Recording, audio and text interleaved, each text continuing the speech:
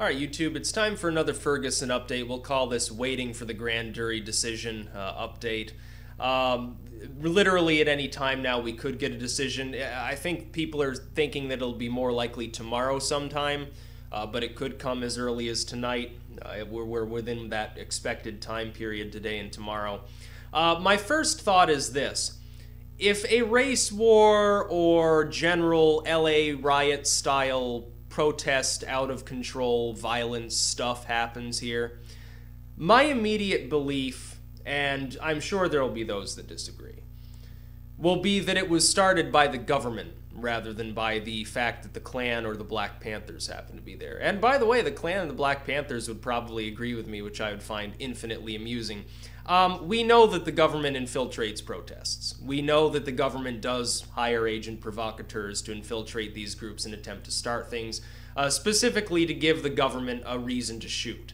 That has happened before. It happened during the Civil Rights era famously. We know that it went on. We have evidence that it went on. There's no contradiction involved. It's not a conspiracy theory. We know it to be the case.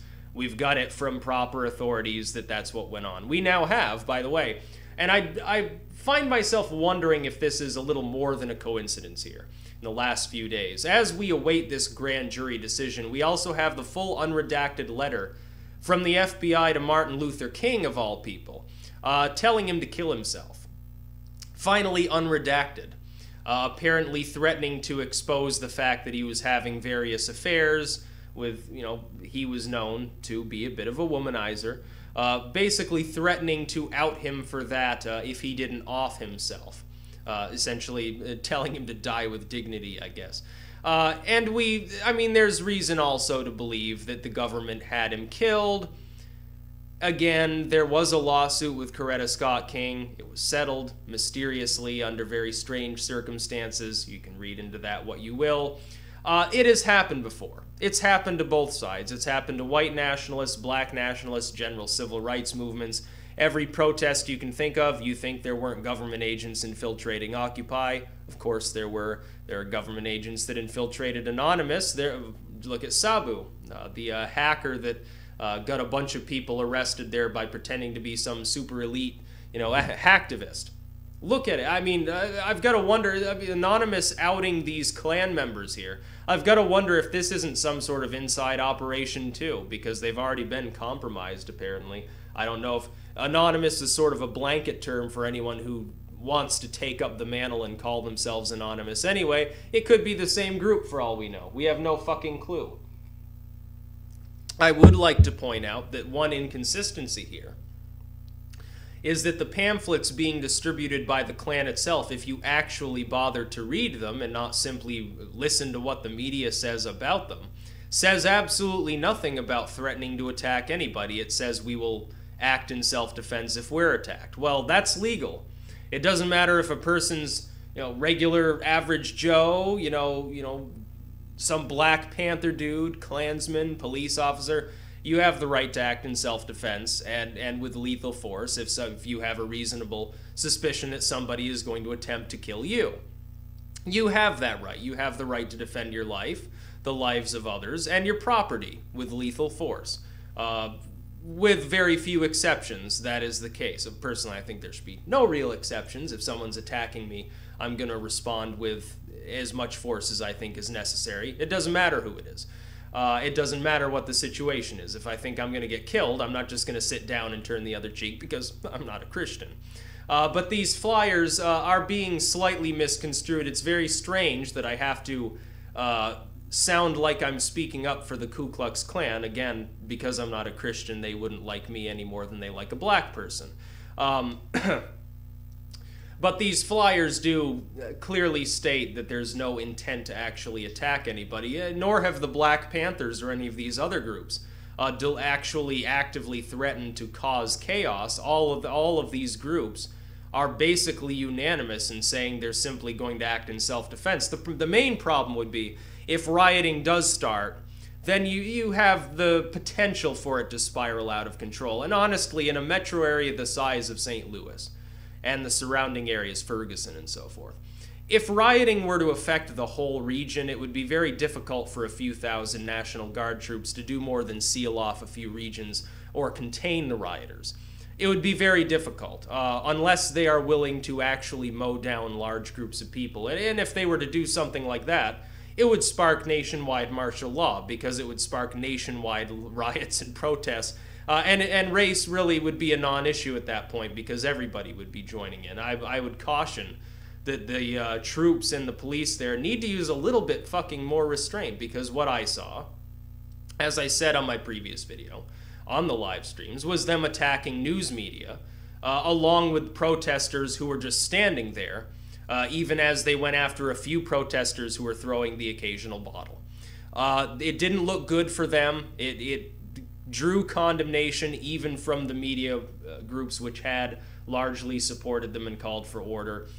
They weren't doing themselves any favors. I mean, what's the fucking point? From a public relations standpoint, that's a terrible idea. If even for just that purpose, they need to show a little more restraint. If you've got, you know, your tactical gear and your machine gun and everything's bulletproof, and you got a couple of attack dogs with little Doberman bulletproof vests on, you don't have to worry about somebody throwing a bottle at you. It's not going to do any actual damage. So these people need to show a little more restraint. I mean, literally, for a while there, Ferguson looked more like Sarajevo, or someplace like that, or the streets of Baghdad. And that doesn't need to be going on in a country like the United States, where people generally value liberty. Not all people. There are some idiots that don't, but most people do. And these people, really, all of these different so-called hate groups should be joining arms right now and condemning police actions, because much as the Klan may dislike black people, much as the Panthers may dislike white people, ultimately they both condemn the government for its actions, because both sides view the government as abusive of their collective races. It's kind of a no-brainer. You've got anarchists and communists and all sorts of, you got libertarian citizens militias. You've got a million different groups right now converging on the St. Louis area. It's the worst possible scenario that you could have when a lot of these people are armed. And there's no real legal recourse for the government. Oh, what are they going to do? Go door to door and disarm everyone before the verdict comes in? At this point, they wouldn't even have time to do that, even if it were legal. You'd have sort of a Hurricane Katrina gun grab situation going on or something. That would draw universal criticism. Even when Bush was popular, he barely got away with that without the right-wing media attacking him. And they were for a time there. That's why his popularity fell so far, and he became a lame duck several years before he left. All Obama has to do right now is sit back and let the situation get worse to watch himself get blamed for it, specifically because there are federal agents in the area. Specifically because, I mean, look at what will happen. A few more black individuals get shot by some National Guard troops, and all of a sudden the entire black community turns on Obama like rabid wolves. Or some independents that are vaguely libertarian-minded decide no longer to support him or his fucking party because they see abuse going on. Do we really want, in the year 2014, for the streets of some city in the Midwest to look like Selma, Alabama in the Bull Connor days? It's not necessary for this to be going on. Much as groups might have their own inherent bias, my goodness, can't you see that regardless, can't the Klan see, first, that the threat that they consider to be posed to them by the black community is far less than even a few thousand of these National Guard troops with all of their gear that could wipe out a city in a single day because they're so heavily armed? Don't the Black Panthers see that despite how, you know, grueling and horrible they may consider white nationalists or whites in general or whatever their bigotry is, that the government is at this point a far greater threat? Because largely most of the violence, most of the injuries that have taken place already in Ferguson have been inflicted by police on random protesters, black, white, Asian, Hispanic. It doesn't really matter to them, because to them, if you're wearing a badge and a bulletproof vest, you're apparently of a different race than everybody else on the street. It doesn't matter whether they're wearing a Klan robe or a Black Panther outfit. It doesn't matter. To them, they're all the same. They're just little people, Joe taxpayer, that deserves to have their rights trampled on. And you know, the government is going after these groups anyway. I would think at some point they would piss them all off, but apparently that hasn't really happened yet. Partially because of the media. The media is complicit. You saw that on MSNBC with the Klan dude. And if they were to invite a Black Panther onto Fox, you would see the same thing. You'd see the media basically blaming one side or the other of the little guys, the people who haven't really done anything up to this point. You have a few looters. You have a few arsonists. They're not the protesters. And some of those protesters are white. Showing solidarity with what they think is right, some activist cause that they think is worthy. I withhold judgment. To me, it doesn't really matter anymore what Wilson did or anything like that. It is the response afterwards, the continuing violence. The issue with Wilson and Brown is already over. Michael Brown's already in the ground. Darren Wilson is already on leave. That issue is dead. What matters now is the response, the actual physical actions that are taken by the people that are actually involved and still alive to be involved.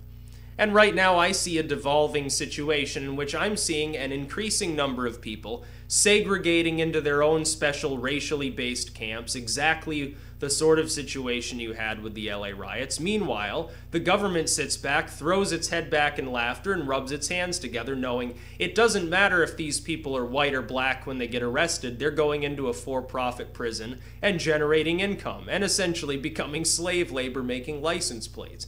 They do not care who it is that they drag off in the police van. Whether they've got black skin or white skin makes absolutely no difference as long as they fight one another and give Uncle Sam the ability to come in and say, well, look how violent the general population is. We need more regulations, more taxation because we need more weapons. We need more police power. We need more federal power. We need more state power. We need more everything power. That's what they want. That's what they've wanted largely all along, because this two-party system, the black, the white, the Democrat and Republican, evangelist Christian versus Muslim versus Jew versus atheist, all this stuff boils down to the media and their political partners and these banks and so forth, trying to segregate and separate people largely for their own monetary benefit. It's easy for them. People make it so easy by getting into their little racial cliques and gender cliques and things like that. It makes it very easy for those who actually make money off of these sort of violent situations. Just as the sort of attacks that happen in the third world between nations, it doesn't matter what side wins, they're still selling guns to both sides. They're making money hand over fist in arms deals. Doesn't matter. They don't care. They'll put you in jail for having a joint, yet they have no problem with some cartel in Mexico, the Zetas or any of these, or Sinaloa or any of these other cartels, running tons and tons of coke across the border every day and getting machine guns in return to enforce their demands. As long as the guns and drugs keep flowing across both borders, these agents are making money hand over fist also. They don't care. People seem to have largely ignored this, which I think is dumb. I think that there are some people out there in the general public that are retarded for not realizing what's actually going on. To anyone, I mean, on either side, if they're in the Klan or the Black Panthers or whatever, if they're blind to the fact that at this point the government is the one primarily stoking the violence instead of, well, those people over there with more or less melanin in their skin, then probably they're retarded too. Yeah, because that's exactly what's been going on since the Cold War began. Before that, it was a little bit different. There was a little more of a sense of national pride, I think, up until the end of World War II. And with nuclear weapons entering onto the world stage, the grand chessboard began. And everything that we've possibly done since then has been an attempt to solidify power in the hands of the few. That's what's gone on. And it doesn't, by the way, it also doesn't matter whether you're like capitalist or communist or socialist. All of those games are rigged too, because the people who call themselves those things all have more money than you. And it doesn't matter which one you endorse. I think people overlooked that as well. But Ferguson looks like it's about ready to explode. I mean, you've already got people calling for violence on both sides now. You've got the government declaring openly that they expect violence, which is probably an attempt to get the officers scared so that there is violence. It's, again, happened before. It's regrettable that the government involves itself in such things, that they should demilitarize the police and let plainclothes cops handle it like they've always done before, because it always worked before. You know, I'd even rather see a few arsons and a few buildings burned to the ground than see potentially crowds of thousands of people of all races get mowed down by some National Guard troops with a Gatling gun simply because they got out of line. You know, that's my feeling about it. You know, have some dude with a minigun over his shoulder fucking sweeping the streets out, killing everybody in his path and justifying it by, I was defending Uncle Sam. Again, it's actually happened before. Also, look up the Kent State shootings if you really want to hear about the one school shooting the government doesn't like to mention. So, yeah, Ferguson's looking a little bit like Selma. It's also looking a little bit like Waco, which should scare people even a lot more. That's about all. Peace out.